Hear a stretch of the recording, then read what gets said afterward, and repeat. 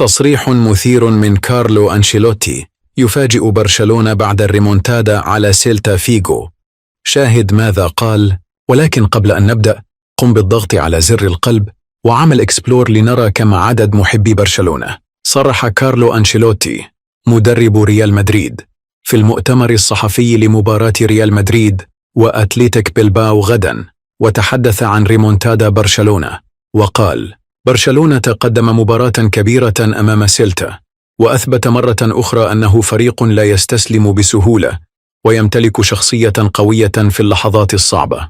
نحن نعرف أن برشلونة فريق قوي ويملك لاعبين مميزين، وقد أظهروا شخصيتهم في مباراة اليوم، لكننا نركز على أنفسنا ونعرف ما يجب علينا فعله غدا. السباق لم ينتهي بعد، وكل نقطة ستكون حاسمة في الأسابيع القادمة. أما بالنسبة لنا في ريال مدريد فنحن نعرف أن كل شيء لا يزال ممكنا، وسنواصل القتال حتى الجولة الأخيرة.